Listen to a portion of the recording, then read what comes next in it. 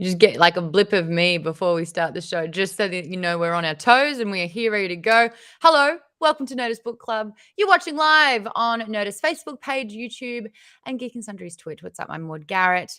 Got a lovely face to show you. It's Rachel Hines. Thank you for the heads up. Look at You you. led me into this. I was just spacing out. Hello. How is everyone doing? How you doing? Good now that it's book day. We love book clubs. We've got a new book for this particular month, and this is week 1 that we're going to be covering it. We try to spice it up. We've previously had books that are high fantasy. We've done The Attack of the Killer Sirens in a bit of a murder horror thriller book. We've done sci-fi, and now I'm super, super excited to do contemporary fantasy, talking about superpowers. It's going to be weird doing this sans Hector, but I love that we get to get him to read it because I think he'd really like it. Yeah. I think it'll be a lot of fun. I'm just seeing everyone pouring in, saying a big hello. Hi, everyone. Yes, we are reading Vicious by V.E. Schwab. Now, if you're part of Geek Bomb's book club, then you'll know this name. And Rach, you were actually very adamant about this particular title that we covered, which is another one by the author called The Invisible Life of Addie LaRue. And we got in depth. We spoke about that book for 8 hours over. Oh my God, amazing. No, I loved Addie LaRue. I think, excuse me. If you are digging this book so far and you liked Circe, I feel like you will like The Invisible Life of Addie LaRue. And I just love her writing. I'm also a little, I'm not, but she is only 1 year older than me. And that's because I'm of a certain, that makes sense now. It's not, it's not like a wonder kid or something, but anytime I read that, I'm like, all these, you published all these books already. You wrote, shut the shoulders out. You wrote and published all these books already. Congratulations. But no, I'm really enjoying this book so far. So am I, and I'm a big fan of how she writes as well. And she writes very much like a screenplay too. The Invisible Life of Addie LaRue is not to be confused with what was that other movie? The Husbands of Evelyn Hugo? No. The actual movie starring Gossip Girl. Right. Yes. Invisible Adeline. Yes. It's like the life of Adeline. And it's a very, very similar concept of not being able to age over time. So that was a bit close. And then this one here, I'm getting so many remnants of things that we've already seen, like Heroes, the television series, anything that sort of reference the X-Men as well directly in the text. And I love a good homage. And I feel like with both of those, although I guess I didn't watch Age of Adeline, let's say if it's that similar. I mean, the concept, yes, but like the plot line, well, we'll see. I don't want to spoil it for anyone, but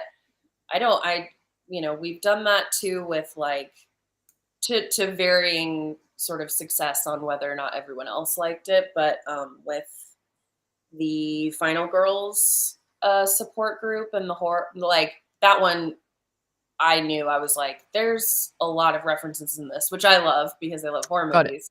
But I always think about like when something has that kind of built-in like reference of a genre or of a trope or something that you might not be familiar with and wonder if people would like it. But for this one, I still feel like it's not about the specific like overall plot for me, even though now that you say Heroes, pretty close. Yeah. And also Colleen in the chat was saying thought of Flatliners as well. Flatliners was a movie that came out about 4 years ago, starring Elliot Page. I think the remake. That's a remake. Yes, the remake, where it was all about sort of like tapping into like another state of being if you die and come back.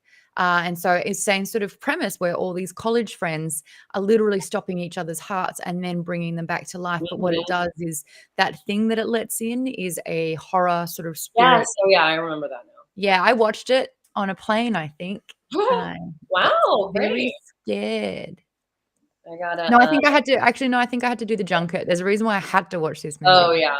And a junket seems very much a hat do. Tim and Daisies. Yes, I thought of Flatliners too, the original film. So there's a little bit of there. Thank you so much, Kate, for just the reminder and the heads up that V. Schwab's pronouns are they, them. Appreciate that one as well. We can switch Oh, accordingly. thank you. Thank you. I did not know this.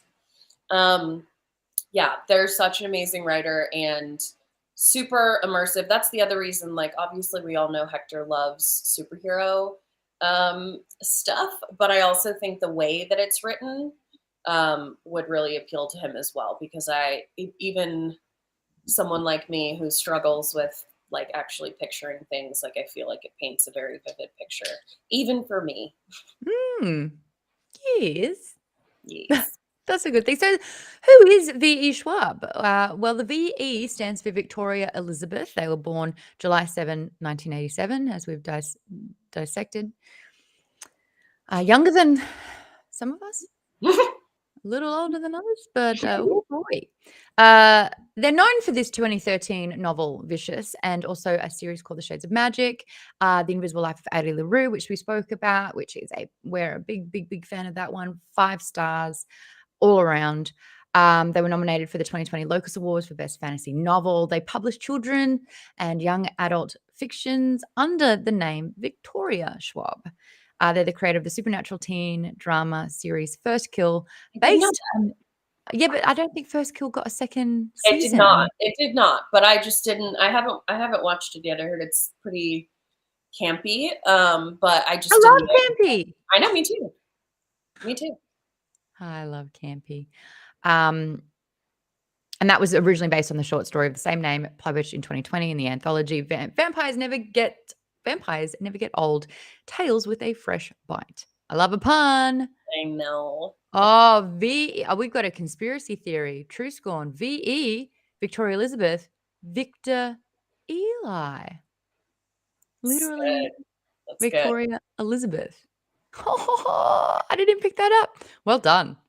And I saw someone in the comments earlier in the chat saying that they were directly inspired by, or that it reminded them of Xavier and Magneto.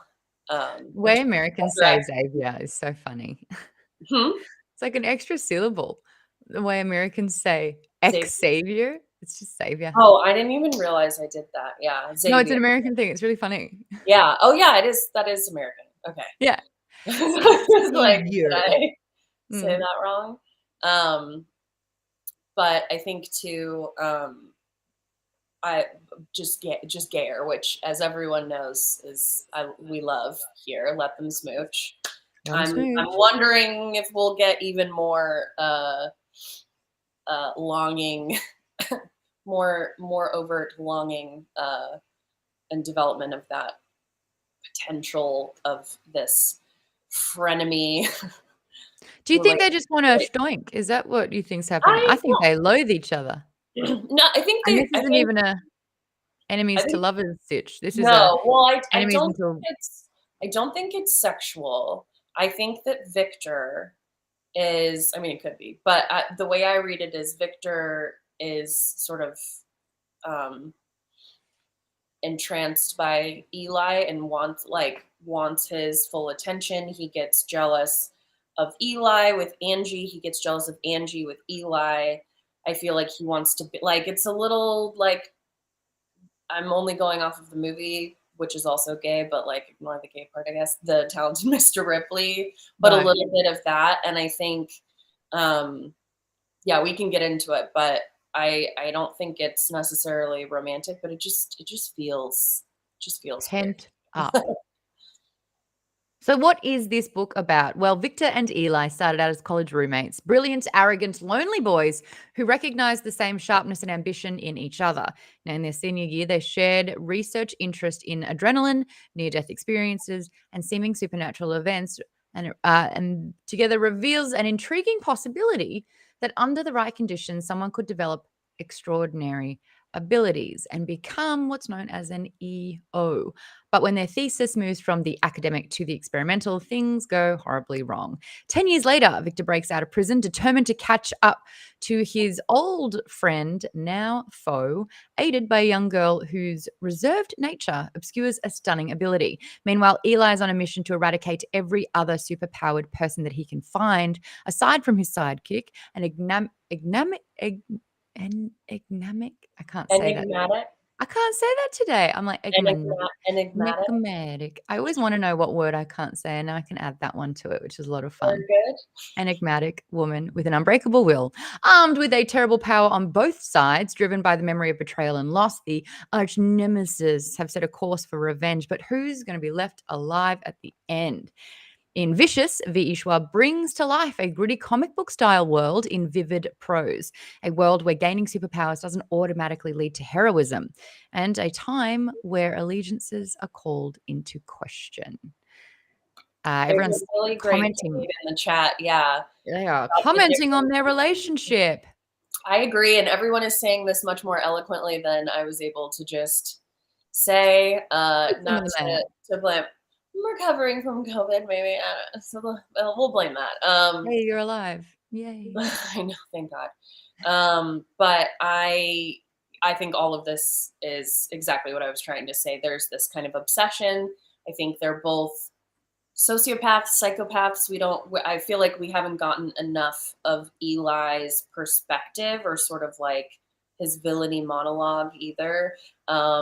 Yet he's been sort of in the background as it pertains to Victor. But that obsession and that they sort of see the darkness in each other.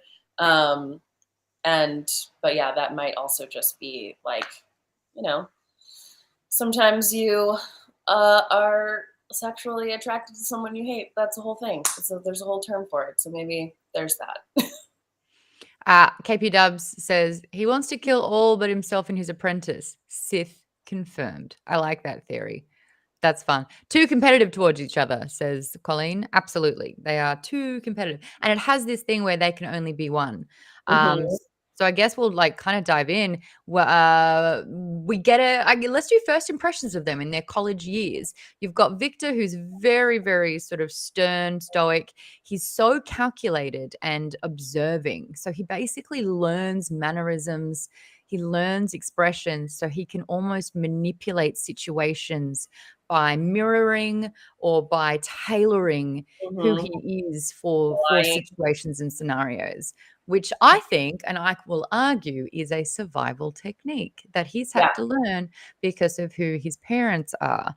It's mentioned quite a few times that his parents or mother or both of them, I think, Both of them, are full-on shrinks who are just releasing so many books about personal growth and development. And it sounds like they're doing that at the neglect of their own child. Ironic. It reminded me a little bit too of in Gone Girl. That Amy. Portugal. Excuse me. I paused. I know I took too long. You had to that was like an interrupting cow joke meets girl. You got like that was great. Excuse me. But it reminded me of Amy in Gone Girl, and her parents had that children's book, Amazing Amy. And the Amazing Amy character always did better than Amy did, and they neglected her, and she wasn't a real person to them. And I feel like that popped into my head immediately. And I love the intro to Victor, just the singular that's his activity that he does to calm himself down is to like black out all of the lines until it's just bleak, hopeless words. Yeah, I think it is probably a coping mechanism. It's interesting. I feel like depending on how he goes, there's definitely hints of, him being potentially a sociopath, but also potentially just the mimicry of like learning how to be around other people also reminded me of different neurodivergent symptoms as well. 100%. Yep. And it's a coping mechanism for being on the spectrum as well, where it's easier Mhm. to sort of learn Yep.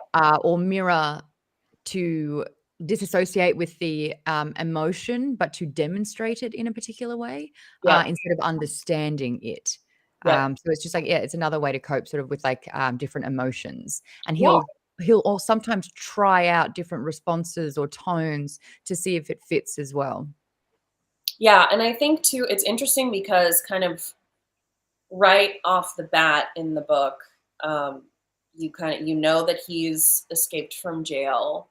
You get some of these flashbacks where he is very calculated. He's kind of cold. He doesn't seem to know how to feel his feelings, which it's hard. It's hard Mm. sometimes. Um, and so I feel like the story has already been framing him as the villain, Hmm. which I loved your question in that we will get to about that. But I'm interested to see if in the second half there's sort of more of a reveal of what you're talking about, that it's a coping mechanism that we almost, because he's struggling with these things and because he is being framed in this way, that we're thinking of him as more villainous than he Yeah, actually is. because More like so you said, than we already are by this section, but I mean more so like really showing like why he's that way, and like maybe there's some part of the process, that everyone who becomes an EO has been saying stuff like something is missing or things like of that nature. So did I you feel get like, a Golden Compass vibe from that? Where it's like if you yes. remove, yeah, I thought so. I thought you straight away. It's like you die, and it's just like something's missing a part of your Mhm. soul. And I'm like, Yeah, when they get human. severed. Hmm. Yeah. Oof. I know. We, Snap. you know what? We're gonna have to do. I know. We It's should, like we don't have to convince anyone else I know now, we right? don't. We could just pay. Yeah, I know. It's We're just gonna us. do a book I'm like, too. I know. my gosh. Um, Like this isn't even an act. I have them right here, I know. ready to go, I have ready them to go. over on my shelf too, Golden Compass, right everyone. on Read the first display. book ASAP. We're going to start in the second one. Oh, Very or soon. we're going to We'll figure out our go. schedule. Yeah, because um, if you are interested in the Golden Compass, I know we just geeked out for a second without context. Books are great. And We the love series. books. They've done another series now. Yeah. I know, and I haven't read that one, but we read uh, The Golden Compass by Philip Pullman on an older version of the Like show many years 5 ago. years ago. I reckon it's Years about ago, but five. it's up on YouTube.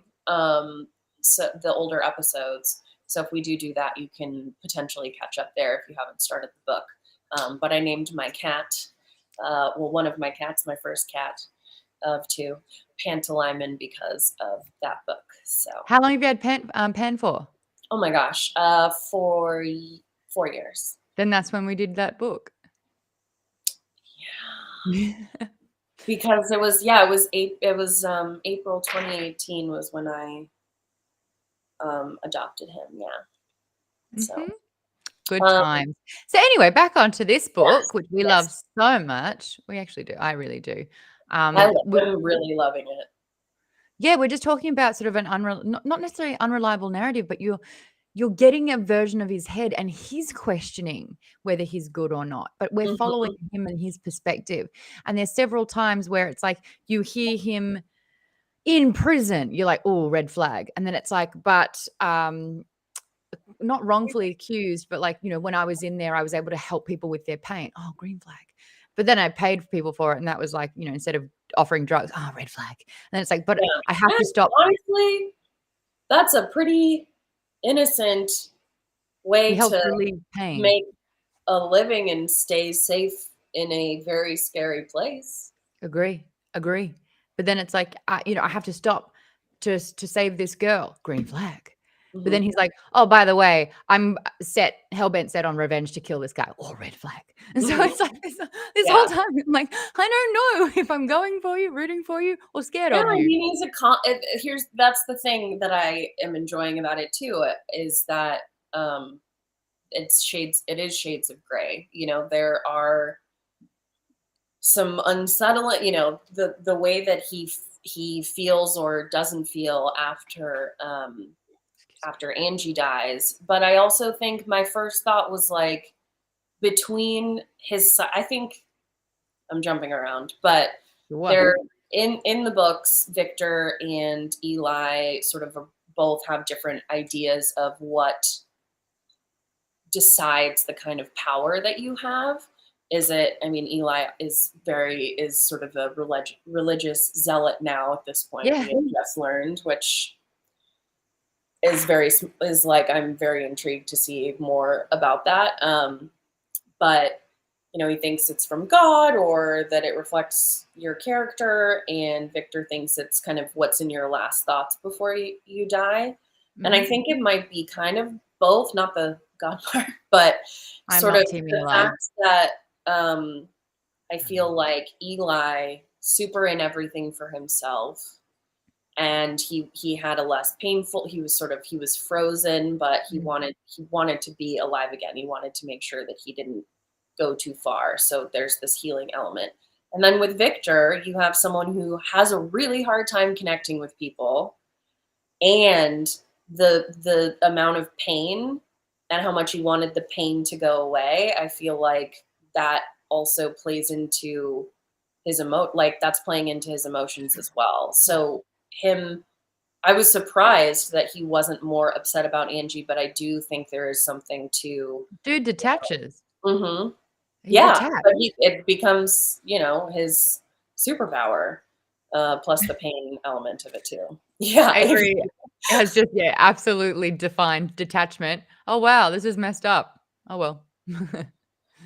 Yeah. Yes. Um, I like Colleen's observation. Eli has that fanatical righteousness that doesn't allow him to see himself as anything but a hero.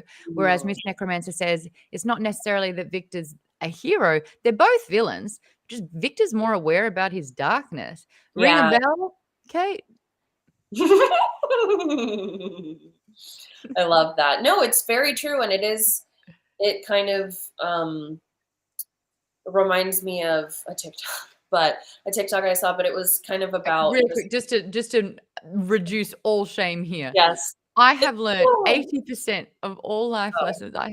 All life lessons, everything about cleaning products and cleaning washing I'm machines. on therapy talk.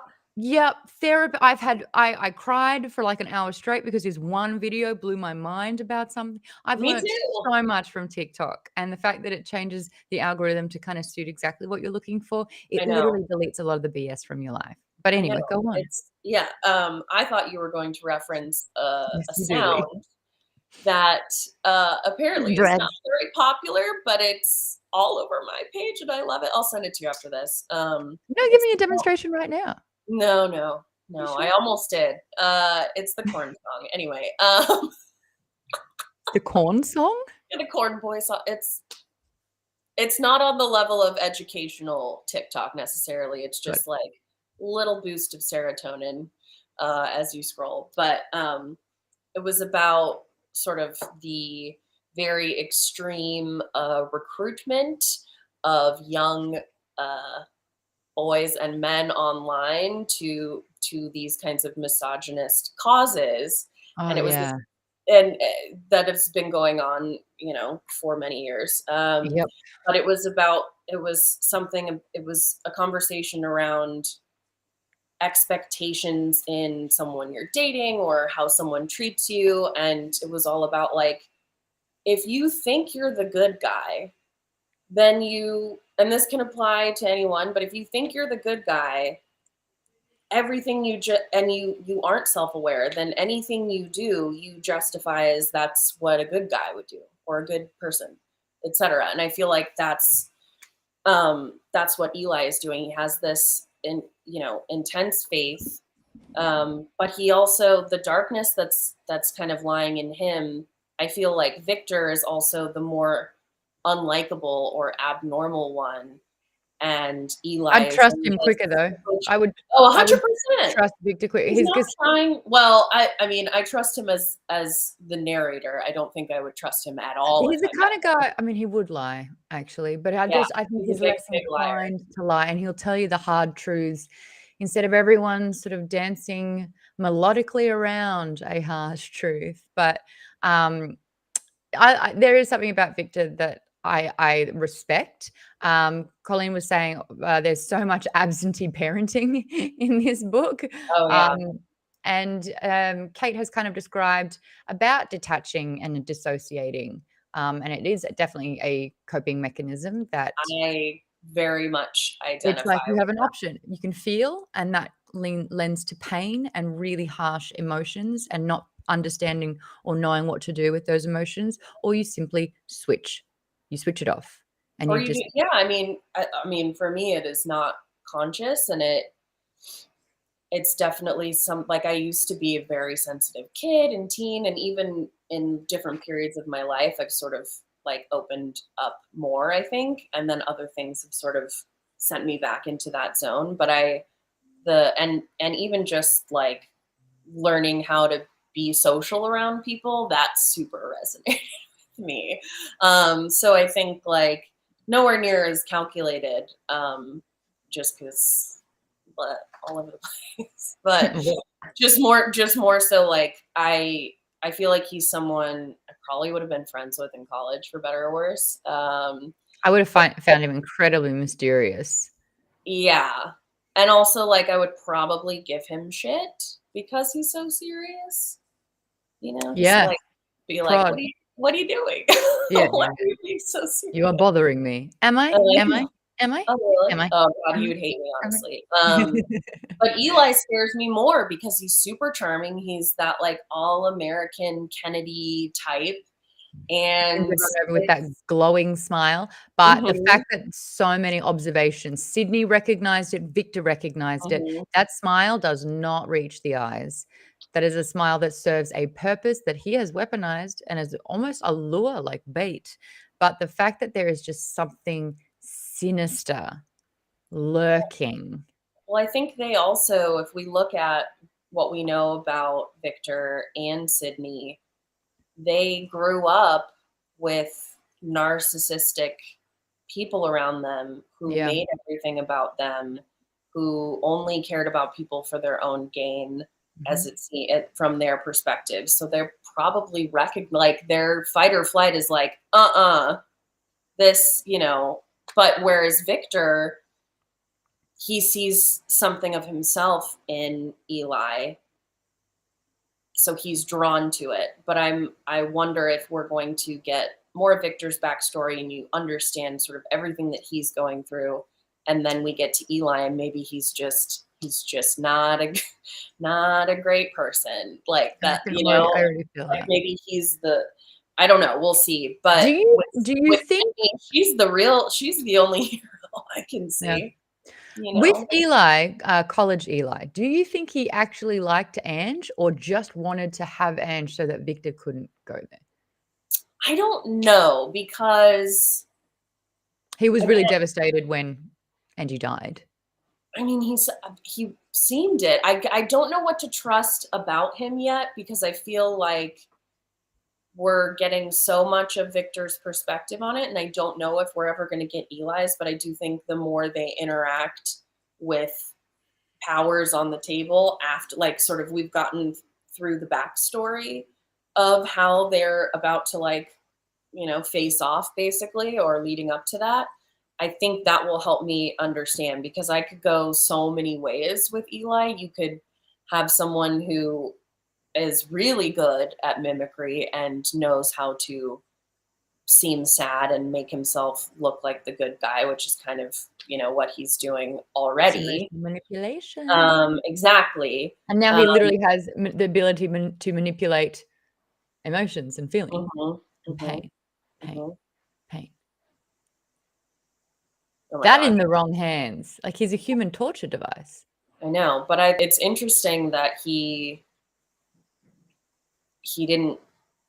I don't think they mentioned him like using it as a weapon in prison. It was more as like a No, to trade. reduce the pain. Yeah. So that Yeah. to me is super interesting. And I also feel like, This yeah, is the whole numbing part of his powers completely ties to him being, disassociated or any of the other things that mm, could make someone feel that way that his you would go, oh gosh, his I wish power is someone had the helped him earlier. You know what I mean? Like that thi if he has experienced that. And I can't tell if we're going to get something like that with Eli or not, because we see it from Victor's perspective that he, first he didn't want this roommate, but then he saw something in him and he liked him. And then he took, well, felt you know, challenged by him.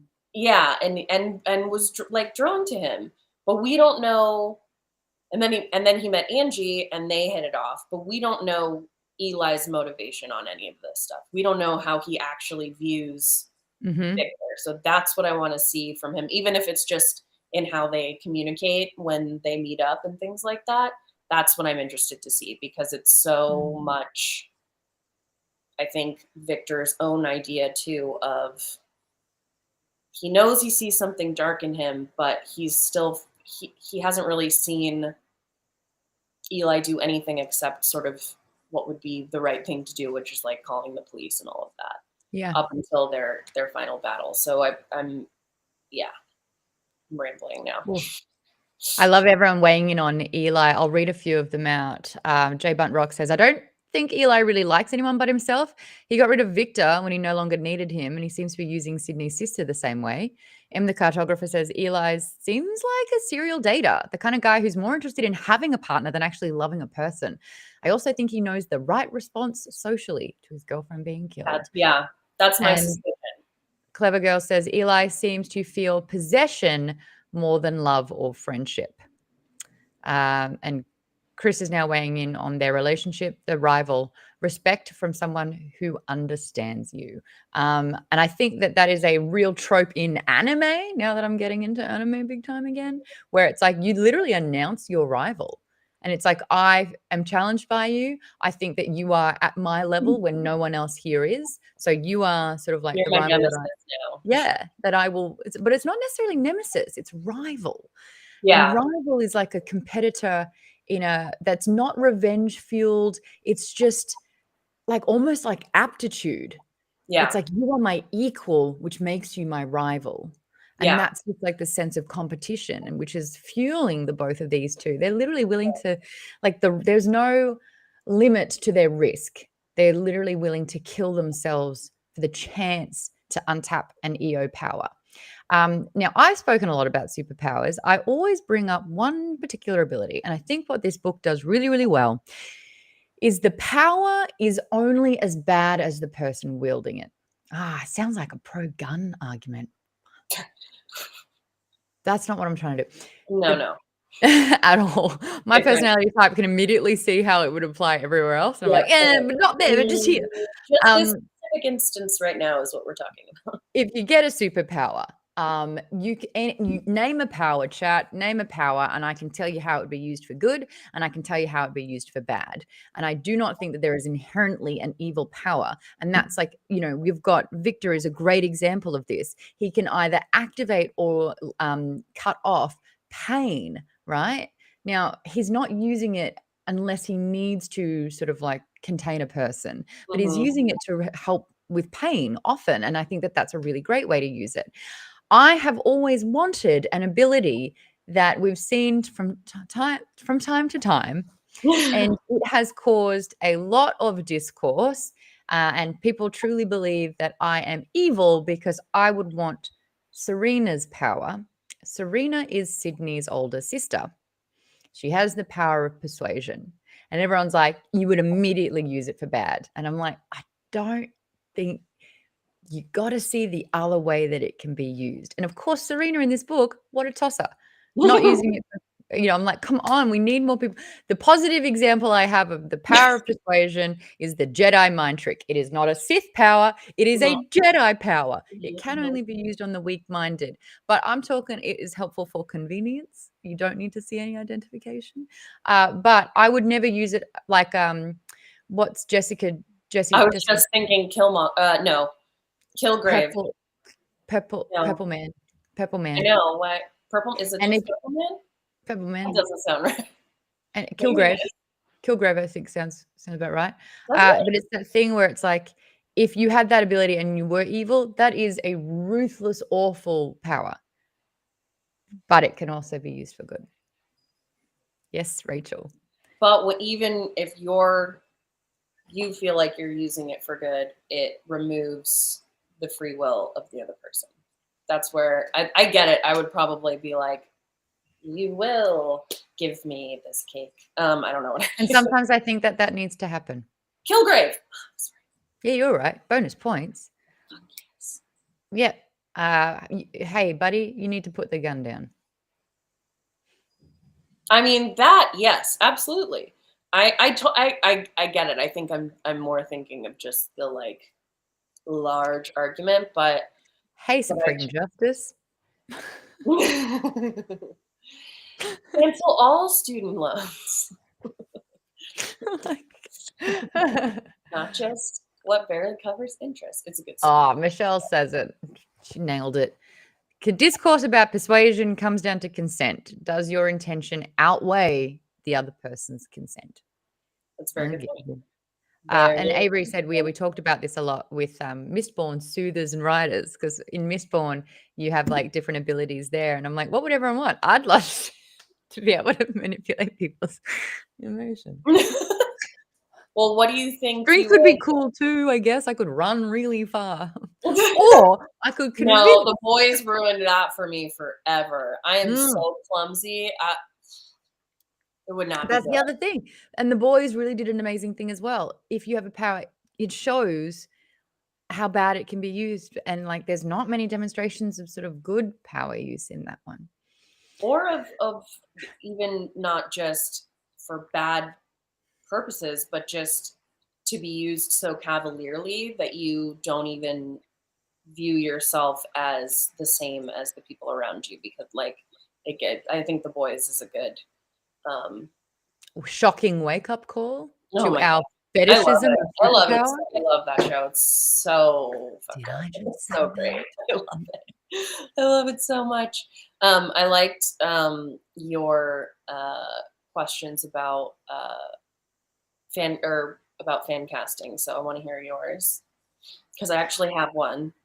So that's what was really interesting. Victor started evolving in front of my eyes, because when he was described ex-con, sort of really void of emotion, like I kind of saw a really bulky, kind of a bit of a butch situation, like the trench coat, that sort of dark demeanor. Like his yeah. Not like the bubbly, but like just like the looks of just like stern. And then he's like, no, everything about him is light. He's got white hair. He's got fair skin. Like, and I was like, In Geek Bomb's reading chat, I think it was Avery who suggested that he looks a little bit like the young Vecna. I was going to say, I thought of Jamie Campbell Bower also because he's all over my everything and I love it so much. But just that eerie kind of cold. Yeah. But also like so strong, but doesn't look kind of like physically intimidating. Yeah. Yeah. Yes, Avery. That was a good one. So you've really helped me sort of through that. The audiobook doesn't aid to that, but that's okay. We can get there. Yeah, no, that's true. Robin's saying Dane DeHaan for Victor. Ooh, yeah. Yeah, that's good. Yeah, I love these. What's everyone thinking and picturing? With Eli, I can't really tell you who it is, but just big smile, dimples, and curly mop of dark hair. I thought of Bob Benson from Mad Men, who is sort of this. He's just got that like American like and you're just sort of like, are you keeping lots of secrets? Are you really this nice? Like, what is your deal? Like, he was also in the HBO Watchmen show. He was the politician guy who like Right.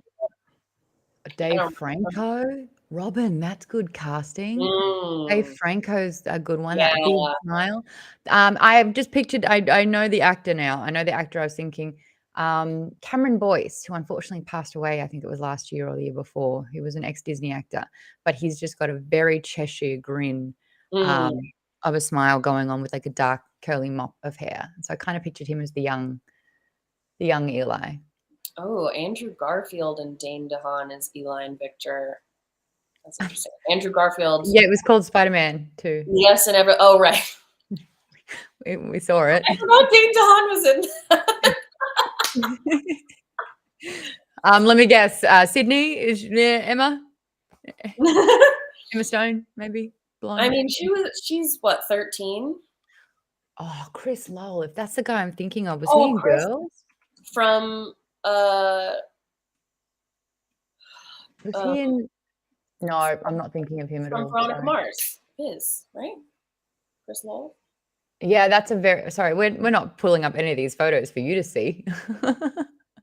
We're just looking at them ourselves. Yeah, Chris Lowell. Yeah, I think that could be a good one too. These are all amazing. I wonder.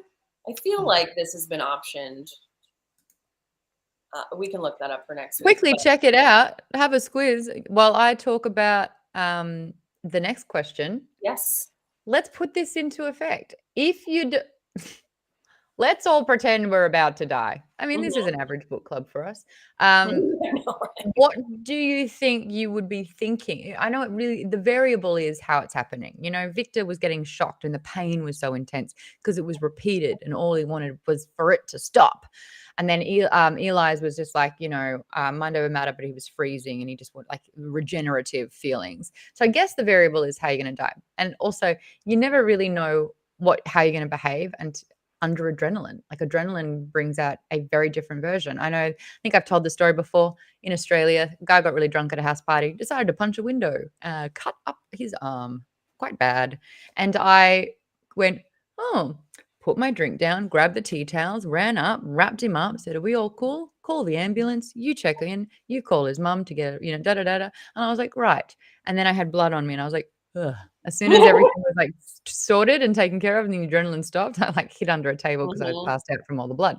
But it's kind of I went into a protector mode under adrenaline. I'm a protector. What's my power gonna be? Shield. That's fucking dull. I don't know. I think you just thinking Lisa, about under adrenaline, I'm usually a problem solver. And like kind of switch off so I can feel like just recently I had a family member in the hospital. He is okay, but it was very scary and out of the blue. And it was sort of on, it was I was the one taking care of everything. And I was pretty proud of myself afterwards. I did in between when I had to be taking care of things, of course, cry and, all of that. But I think I normally snap into like, okay, how can I fix this? But I think if I were dying, we've talked about this as well, but the things that really scare me are deep ocean, deep space, and death because they are too big for me to understand. Yeah. Wrap my head around. And I think mine would probably be like hoping that I don't lose myself or there's no like oblivion that like my mind can continue. So I don't know. I might end up with I think you would go supersize. I have a giant brain. No, I think you'd be a giant head. That on me, Maude. Wow. No, maybe it would be like telepathy. I think X-ray vision's yours. X-ray vision? Yep. Why? Because I like to see things. the answer. Yeah. Yeah. See through things. That's honestly that's really good. Thanks. When I had my we're talking about near-death experiences, and Jimmy wins cancer twice, but survived. Well done, bud. I had a near-death experience in a plane, really bad turbulence, butts out of seats, things came down. Someone was screaming what is it? The prayer? Or the Lord's Prayer. Prayer? Yeah. Or what's the Mary one? Just, screaming prayers out, God save us kind of thing. And I remember I was in a window seat. Like I'm talking like all this. And I was like, okay. Oh well. Yeah. I mean, I think it I was depends. so calm. Well, at that point, that's how I still don't love to fly and do get anxious, but it used to be really bad. And part of how I got over that was just telling myself, like, well, you're on the plane now. There's nothing you can do. It's completely out of your control. Like, talking about fixing things. Like, I can't fly a plane. I can't, like, once you're in there, you're in there. There's nothing, like, if it crashes, it crashes. Oh, I love that. Yeah, it's super interesting. KP Dubs rolled over in a car accident. What was going through your mind? Let's assess what your power would be. Terry says I would. It slows down too, and sometimes it speeds up for fast. you. Like I've been in a couple. I'm accident prone and all of that, but I've had a few, and sometimes it feels like time like slows down. Yeah. And you're like, shit. And that was when I got hit by a car. And then other times it's like, oh, and then you're just out. Yeah. Like, I don't even know what happened. Yeah. Isaac wins, got shot at, rolled over a pickup truck, and a motorbike accident. What were you thinking? Wow. What were you thinking when it was going down? Oddball says what were you thinking about? Like, what are you thinking with this? What are you doing? No, I am not everyone's mother. Oddball says I've had a few close calls with drowning, but it was more of a come on, man. Come on. So type of feeling. So what would that be? Encouraging. What's Oddball's power? Drowning and says, come on, man. Super strength? Yeah. Yes. Or you're a merman. Turbo tail. Be fun. Someone said that you should have you should be able to call darkness. Ooh, that sounds like that's a stealth. You do retcon missions with that.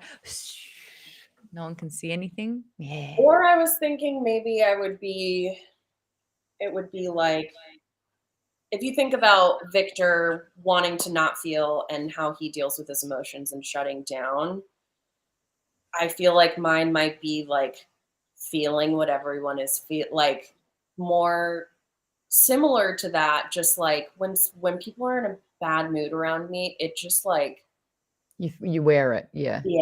And it sucks. But I feel like if the universe has a dark sense of humor, which I feel like she does, it would probably be some sort of version of that where I just feel everyone's feelings or thoughts or know what's happening. Maybe cerebral, like know what's happening at any given time. Telepath. Oh, that sounds like a nightmare. It would be awful. It would be so awful. Miss Necromancer, I mean, your name is very apt. She's going to be the bringer of death, the harbinger. Love it. Instant death touch. Oh, that's a one-touch kill. That's a lot of power. How do you use that for good? Euthanasia. Yeah, that's a tough one. At the vet. That's a moral quandary you'd have yourself. I still believe it can be used for good though. Yeah, me too. But I'm not gonna say that. Avery says I would probably end up with invisibility or the ability to freeze time or something just because of how overwhelmed I get and I just wish situations would stop. That's cool. Miss Necromancer is like, no, it is a corrupting power. And I'm like, no, I have hope still. I still think that there is hope, that there is good for it. I like this. That's fun, right? Power to drain people of their emotions as a defense mechanism for exactly what I was talking about. So as like a way to protect yourself that you actually take energy from them. It's a little rogue-esque. Jimmy wants to shapeshift. I'll allow it. Oh yeah, that would be such a cool one. I would just be a cat forever. You'd never see me again. Rachel is here. No. She's gone. Let's talk about how all of a sudden. Yeah, of course she got another one. Oh, wow, it seems to look after the other two really well. Isaac wants to teleport. That suits all of your near-death experiences. Lovely. Teleport it is. Cool, It cool, does. cool. And then you could deep dive and then teleport back up. Amazing. Amazing. How do we kind of touched on it a little bit earlier, but the jumping timeline and the unveiling of information, it isn't a linear story. We Yeah. learn a lot about it at the current time, and then it's 2 days earlier, and then it's Mhm. 10 years earlier. How do you like the way that this is written? It's my favorite kind of structure in a book, actually, or often in TV. And I think a lot of that has to do with me loving like a puzzle or a mystery to Yeah. solve. And so it can be done poorly. It can be executed in in a sort of Jolting way. a jolting way or like a cheap way to like, if there's a reveal that comes completely out of left field at the very end and you're like, okay, well there's no way I would have known that. Like, what is the point of that? But when it's done really well, Sharp Objects would be an example of that. That's one of my favorite books that we also read on book club, and it's how I would write something if I were to ever do that. That those kind of A lot of fun. parallel time, like because it's not.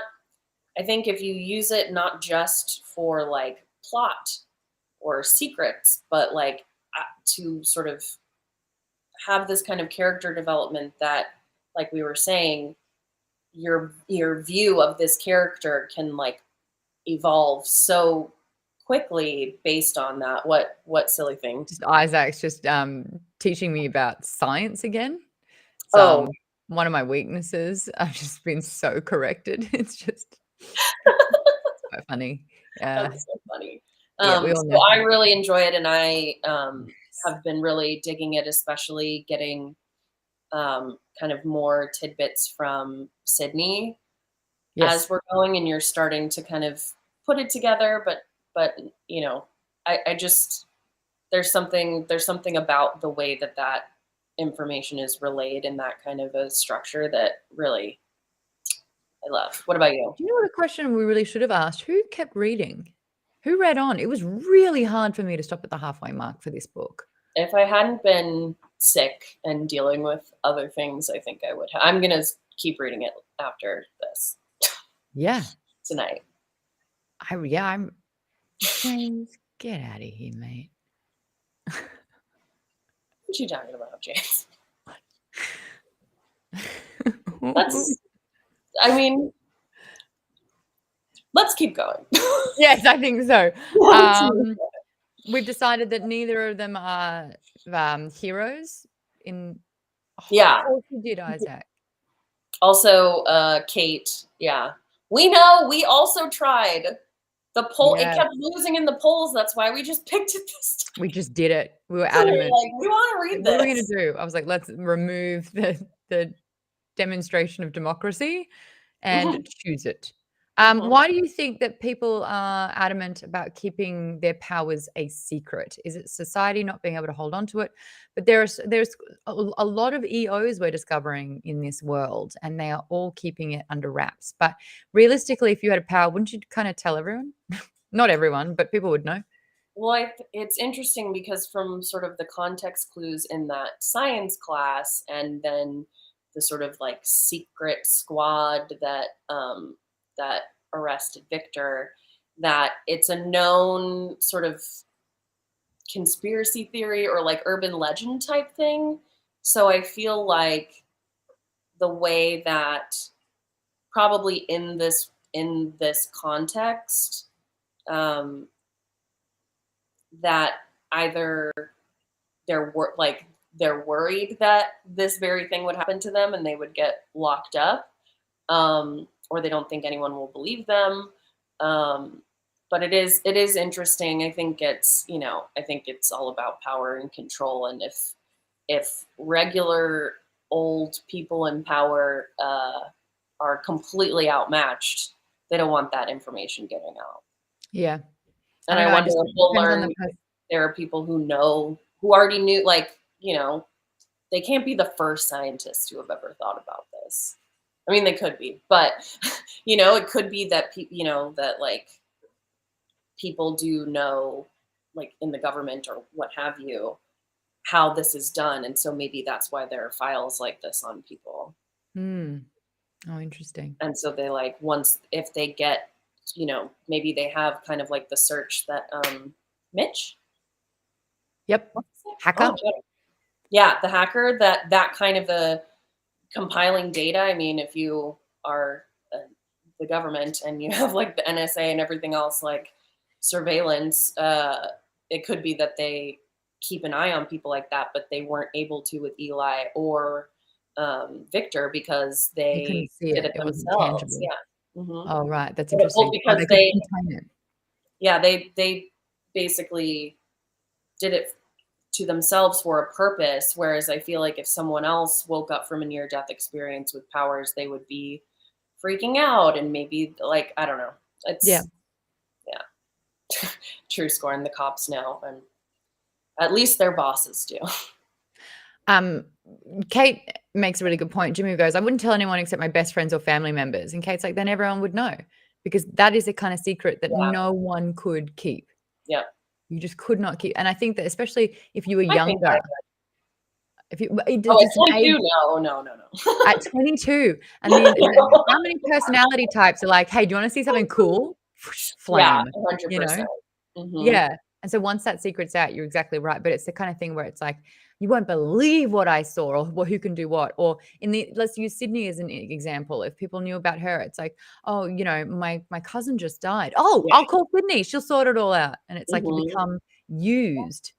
And then that's it. Like you have no more choice about sort of how your powers can demonstrate. But with Eli, and Victor made a really good point, Victor's powers can help or hurt others, whereas Eli, it can only sort of sustain himself. Like he can't Mm-hmm. share that power. It doesn't help really anyone else. It's just, Mm-hmm.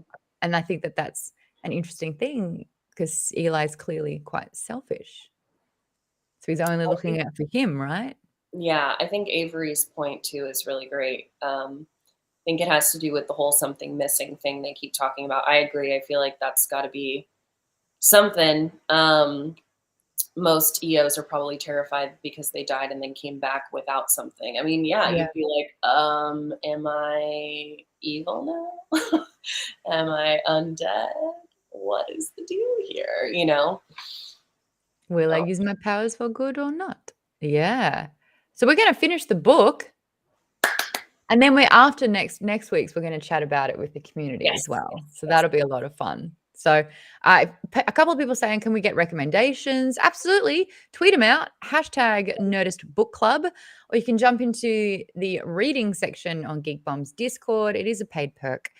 Head over to patreon.com/geekbomb to check out all those. It's $5. You get access to a 24/7 reading channel where we talk about the book of the week/month. We do 2 a month. It's a lot of fun. We also have a lot of recommendations that go down there. Lost the Numbers is just linked to the Discord if you want to stop on by. Half of it's free. So join in, meet some cool peeps.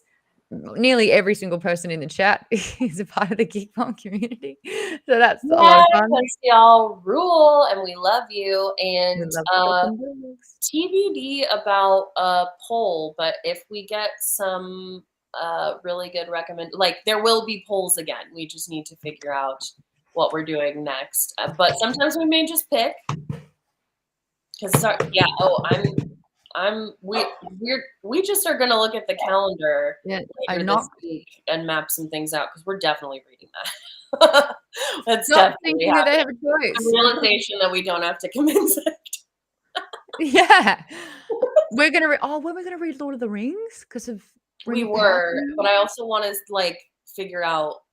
That's actually it's on sale on Audible at the moment. Well, there's that, but then there's the like Silmarillion and some of the like appendices that are actually what the show is about. So we'll discuss. But if you have ideas or preferences, especially around that for Lord of the Rings, because Rings of Power is next month, please let us know what you think. Tweet at us. Go to the Geek Bomb reading chat. Or October we'll definitely read something spooky. Not too spooky, please. We'll see. No, just kidding. Okay. Thanks, everyone. Finish the book. Can't wait to chat about it with you next week. See ya. don't know why I